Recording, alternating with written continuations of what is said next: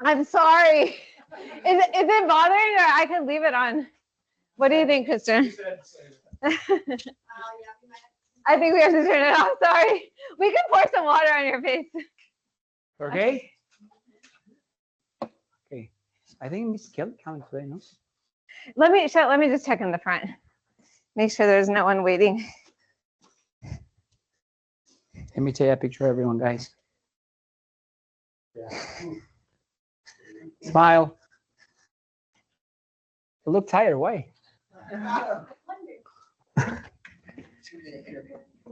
The what? Like 2-minute interval one. We need a DC help giving hand sign. And so what? Yeah, You have paper. No, Someone outside? No? I don't think so. Do you need an eraser? No, like because I cleaned the wall, so. Oh. It's humid. What? Yeah, we're doing it together. It's on. It's a fitness one. Okay, so happy Monday, everyone, guys.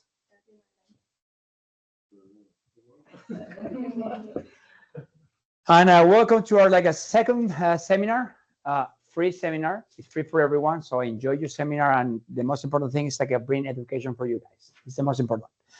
So the topic for today is scale. So why? And I asked the question for you. So we have a different exercise in CrossFit. CrossFit is constantly very high intensity functional movement. So the most important in CrossFit is move your body in the natural way. So sit, press, lift, grab something in the floor, going down and up. And this is a functional movement. Constantly vary because we have a different variation in your movement. Can be for time, can be for distance, can be for load. And a high intensity or a relative high intensity because everyone can push your body how everyone feel your body. So for example, my workout can be the same workout like you, but maybe the only difference will be the load and the intensity. So we can work in the same workout, but maybe instead of wearing 10 pounds, I work a 50 or 60 pounds. And the final day will be the same stimulus for everyone. So why you think it's so important to scale your exercise? To confuse your body.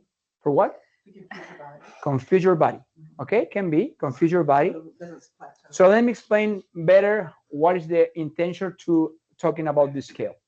So for example, we have one, remember the burpees? What happened with the burpees? I showed two different options in the burpees. The first one was the prescribed RX, and the second one was the scale option. So what is my intention with the scale one movement? What do you think? The what? To build this momentum up to the other one. Avoid injury.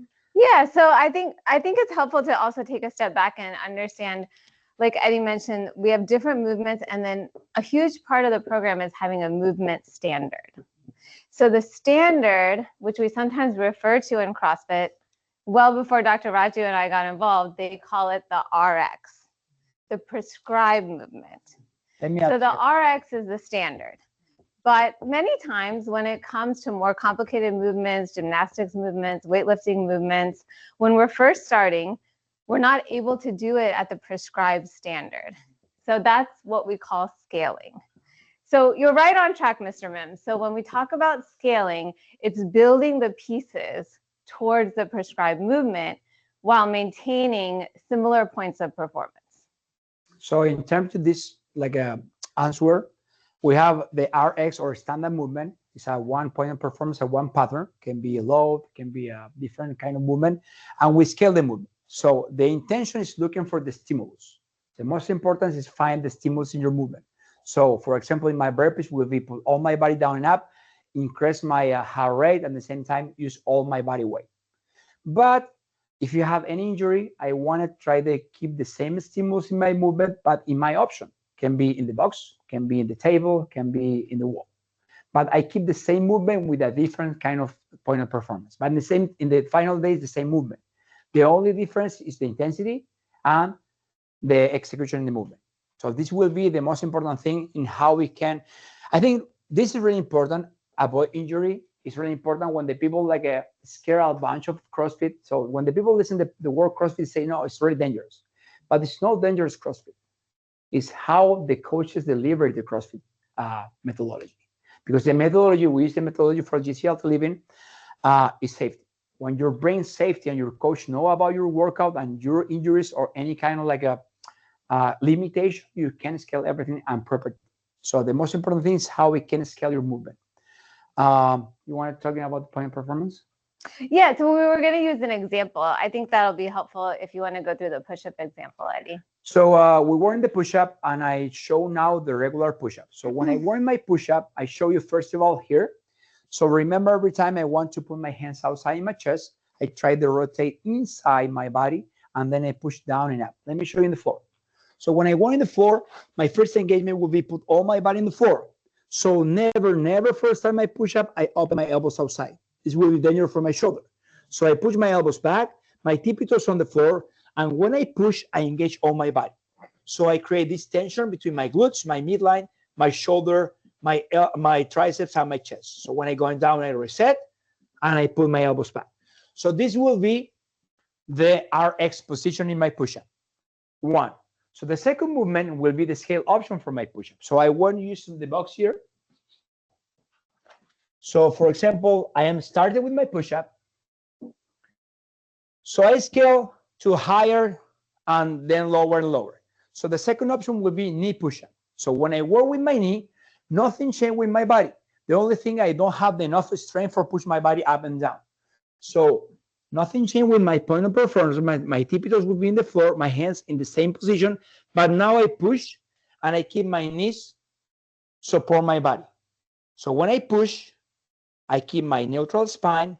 When I going down, I keep my body forward and I reset the movement. So my support in this case will be my knees and my tippy toes. So I can lift my tippy toes. Yeah, I can do it. So I start like a little by little progressing my push-up position. What happens if I don't have the strength for wearing this kind of push-up? I can look for a certain element for wearing my push-up. So in this case, can be a box. So maybe I can go down all in a half position and then going down. On the same time, I can work in the knee and going down and push up. So I'm looking for the same stimulus. It's a elbows flexion and try to keep my triceps, my chest engaged. What happens if I don't have dogs and it's super hard for me to use that one? I can use a chair. Let me use a chair. Chair push-up. I only need to put my body down here and push. So the stimulus and the point of performance and the muscle engaged will be my triceps and my chest. So what happens if I cannot use a chair? The last option will be the wall. So when I work in the wall, I try to use the same position. Tippy toes down. I try to looking for the position in my hands, going lower and push. But what I want to teach you with this kind of like a scale option, everyone can perform the same movement, the same pattern, the same muscles. So the only difference is how you scale the movement. The scale of the movement is under RX position and a lower level position. You can use stairs at home too, right? You can use whatever you can use in goal to achieve your goal. But the most important thing is focusing the correct muscle and joint position. It's really important for everyone. Yeah, and safety too. So for example, if you're going to do a chair push-up, you want to make sure it's braced up against something. This is why even for athletes who are working in the online track, we want you checking in with the coach about exactly how to scale. And, I talk about this all the time. Is when you have an elite athlete or advanced athlete, it's simple. You just tell them the prescribed movement. But the interesting part of CrossFit, the interesting part of training is figuring out the right scale for each individual for the level that they're at, where their strength is at. So other questions, and I don't know if we have any online questions as well for people who are online. And then we're going to go through one other example with a more complex weightlifting movement. So yeah, so you can perform all the movement. CrossFit, in the CrossFit methodology, you have a 9 fundamental movement. We start with the baseline. So I try to teach you everyone, all my patient assessment, this like a 9 fundamental movement. We start with all the squats. So remember, we have one squat or air squat. We have one front squat with a load in front of you. We have one overhead squat. In terms of your upper body, we have strict press, we have push press, and we have push jerk. And then a little more complex movement, we have deadlift. We have sumo deadlift high pull, and we have medicinal ball clean or med ball clean. So with this baseline, we can create a bunch of workout. You don't need too many fancy things for like create your workout. You need like the precise movement. And at the same time, we work with 3 different kind of like a position in your movement. We have an external load, a weightlifting movement. We have a body weight movement or like body composition, and we have with monostructural or cardiorespiratory movement, like a run, jump rope, ski, bike, or this kind of movement. So you want to look, want to show, okay. So now we show, you want to show the clean? No, you can show, and then I can talk about it. Okay, perfect. So this is a weightlifting movement or external load movement. It's called clean. I work in one movement called power clean. So the power clean start with the barbell. I start with the my barbell on my shin, in my mid shin. I going up, I pull and catch. So this is an Olympic movement, but you see in the scale option how we can use the same movement for everyone. I show you one more time. I start with a deadlift position. I going up, I pull, I catch, and then I recover. So this will be the power clean. So what is important, the power clean? You can create like a strength, you can create like a momentum, and you can create like a more force in your body.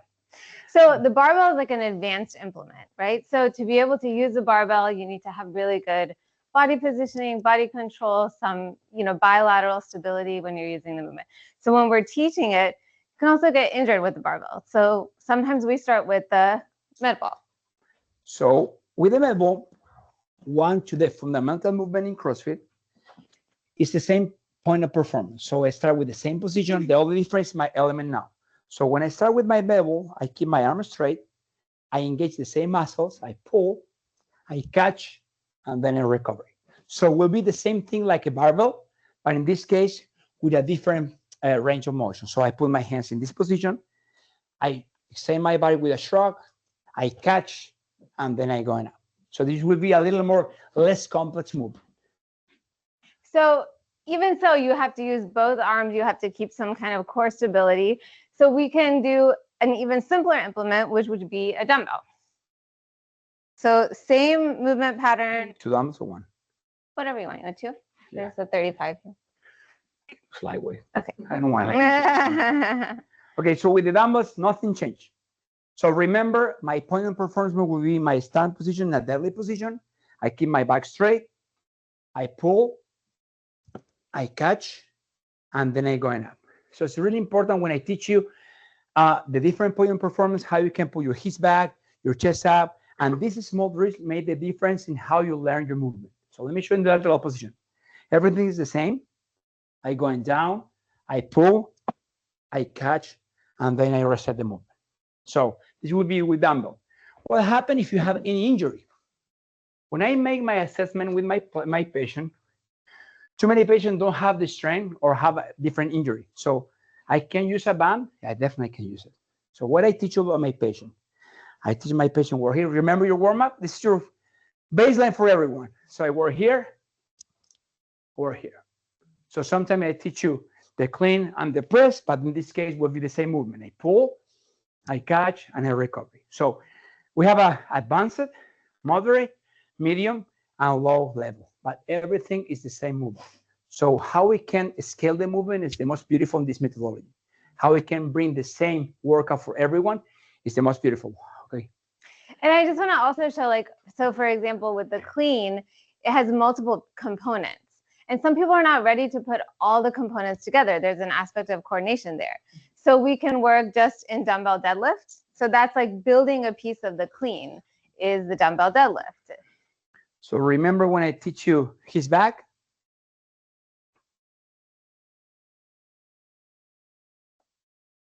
Then we could work just in the high pull. You maybe come in one day doing a personal training session, you're going to work only in the pull, so the shrug and the pull. And then maybe another day you're going to work just in the front squat position. So that's when you're going to your dumbbell clean or your med ball clean, you need to be able to catch it stably at the bottom. So you work only in that position. So you can build the different pieces, then you can go back to trying to put them back together in a coordinated way. So now we mix everything. Remember the deadlift.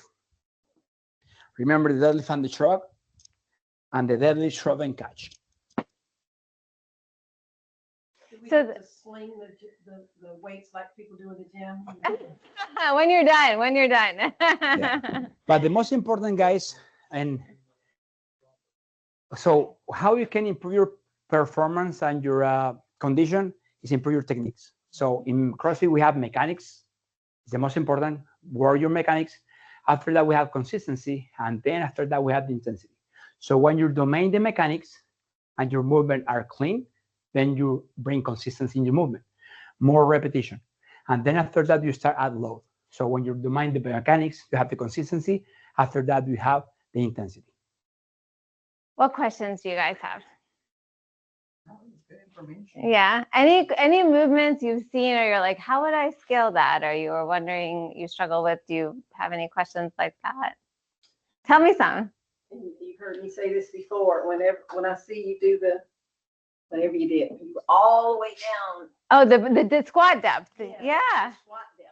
Yeah. We could talk a little bit about how we scale squats and yeah. So, okay, so remember the first movement, the air squat will be, my stance will be a shoulder stance. When it's going down, I push the two things most important when you're going my squat is put my hips back and my knees outside. I maintain my neutral spine. So every time when I squat, I never collapse here. So when I squat, I push my knee outside and keep my hips back, and I maintain my neutral spine. So in this position, I can put more pressure in my muscles, in my quads, in my glutes, in my midline, and my lower back. So I never collapse. So when I collapse, everything going down. So when I keep my knees outside, I perform a good position. So what happens if he cannot go in a deep squat? I can use a small target like that. Okay, going down, sit in the target, and then I go up. But I keep the same point of performance. I keep every time my hips back and my neutral spine. What happens if it's too low for me? Don't worry. So what happens when my patient have a knee problem? I can use something more higher. So I have this box. Nothing changing my position. So because this movement is a natural movement. Every time when I go into the bathroom, I use a squat. So it's for all your life. So going down, I sit my butt in the box and then going up. So we're going lower to higher. If you cannot work for any reason in this kind of movement, I can use support too. So the support too will be good. So you can use any kind of element for support my body. So in this case, for example, I use a plate. Sometimes the people don't have the strength in the midline. So when I don't have the strength in the midline, I can support my body with something. So it's a counterbalance. An extra element, so looking for the balance. So this will be my good balance because my midline is stable. But what happens if you don't have the strength in my midline? I can use an element here. I can push my element forward, and this keep my balance too. So if they have poor ankle mobility, that can sometimes, and actually, I'm so glad you brought that up because I wanted to show the other side. So Arjun, can I have you come up here for a second? If So- somebody that just had both my knees replaced, just the power in your pinky of just having that balance on the wall or something like Yeah. that means all the difference. It does, You would yeah. think that little finger would have that much pressure and muscle control, but just having that much just to balance. That yourself, proprioception, yeah. it does. So so again, talking about when people get turned off from CrossFit or maybe a little bit intimidated. So we have a movement in CrossFit called the pistol squat. Oh, God. Come on, Joe. Or You have one leg squat. Okay, so so that's a really advanced movement. Why did I call Arjun up here? Because I can't do it, and I'm not sure about it either. Okay, so Arjun, I want you to show how you can practice the pistol on the box. Okay, so you can just like the air squat, you can sit on the box. Yeah. And get back up. And then the goal, I guess, would be eventually to barely put any weight on the box. Yeah. To the point that, But what if you're not ready for that and you come to our class and Coach Eddie's programmed a pistol squat and you're not even quite ready with your regular squat? We have an option for you. It's a single leg lunge. Show us. Yeah. like this? Yeah. Yeah. Oh, okay, yeah. That's So, right. So it's again, preserving the stimulus. So working in single leg strength, using a counterpoint for balance. So even really advanced movements, we can always find an option that's still going to help you build towards the movement that is the prescribed functional movement. So thanks. And may I say one on this? Yeah, of course you can. Sometimes a lot of people also they have the strength in the legs, but they don't have the balance. So like sometimes we go against the wall. Yeah, so that's what you were saying about the pinky and the squat. Yeah, that's perfect. And the Yeah. fun thing is, when I was his age, I could do that on a ski behind a boat. I'm pretty sure Kristen could probably do that if we asked So her one to. thing important in your body, guys, is looking for something called proprioception. Hmm. When you start feel your body and understand your body, everything will be better. So it's not do it for do it. It's like understand how you feel your body, how you can engage your feet in the floor, how you can push your weight in the floor, how you can push over your head, how you can feel all your muscle. For that one, we don't use my mirrors. The most important thing in your training is feel your proprioception. So the mirrors And your sometimes, coach eyes. Yeah, sometimes coach's when eyes. you use mirror, you lose the focus in your movement. So the focus in your movement is not correct. So when you don't use your mirror, you use something more called proprioception. You feel your body. You feel when you're going down. You feel when you're going up. Question, and another question of the scale movement. So this is the most important thing. So you can working out with me. If you do you have a high level athlete and a middle level athlete, you can working out with they definitely you can do it. The only thing is your coach need like a scale appropriately all your movement and your weight. The most important thing is how your coach teach you and how your coach improve your scale option. So basic every time is the most important thing. The baseline is basic movement like a low body, squats, deadlift, upper body presses, and hang position. But the most important is scale movement and don't stop move your body. Yeah, and we talked a lot about scaling movements and the pattern of movement, but we also need to think about scaling for stimulus and like number of repetitions. So for example, when you're doing your daily online track, on the daily online track, we'll try to provide you some information like, okay, it's an AMRAP 9 minutes. These are the movements. And what is your goal? Your goal is to get 3 rounds of this particular workout. So in that case, even if the workout says like 21 of the first movement and 15 of the second movement, you can do a practice round. And if you find that instead of 3 minutes, that particular pattern takes you 5 minutes, then you may want to reduce the number of repetitions, or you might want to reduce the weight a little bit further so you can go a little bit faster.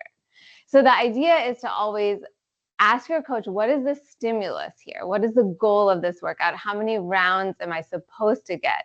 And then adjust your movements both in terms of the complexity, but also in terms of the number and the speed so that you can hit the stimulus. And, you know, I think sometimes people get sidetracked. They think the goal is to get to the heaviest weight. But when it comes to your metabolic health and all the things that we're working on, whether it's blood pressure, diabetes, cholesterol, weight, hitting the stimulus is going to get you better results than getting to that weight goal. So, yeah, this is great. Yeah. So for example, our regular number in CrossFit is 2159. So our X or like a high level would be 5 minutes. So what do you do it? Reduce the number of reps. Instead of 2159, we were in 1512.9, less low, but at the same time, I try to finish in the same time with my partner. Yeah. So the time domain is really important because it's a really good way to measure your progress. So it's not something like a do it for do it. I don't go in there and do it 3 rounds of 10 for something like that. You try to measure your time, your load, the distance. So when you have something like that, you have force. So do you have that one? So force for distance dividing time is equal average power. So you create power. This is the most important thing. Create power and try to push your body in your limit.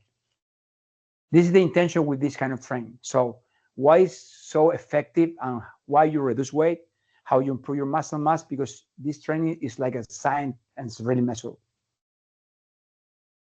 And it's a great way to track your progress. So for example, you do this workout, you did 15-12-9 with 10 pounds. But then next year, maybe you can finish the same workout with 21-15-9 with 10 pounds. Or you can do 15-12-9 with 12 pounds or 15 pounds.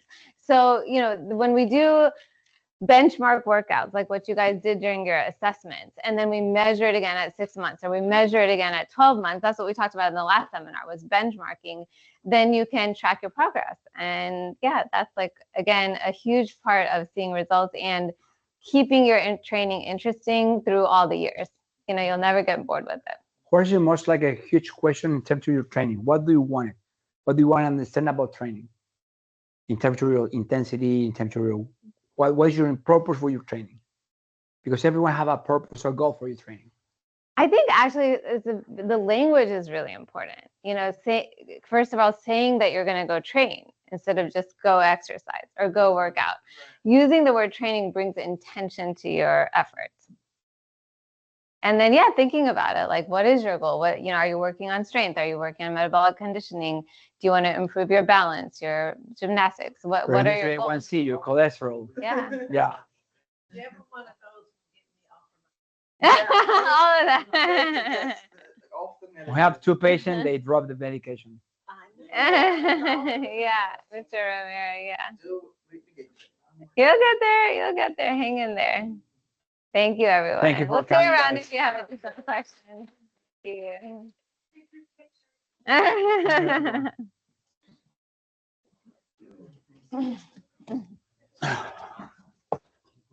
Yes, you can.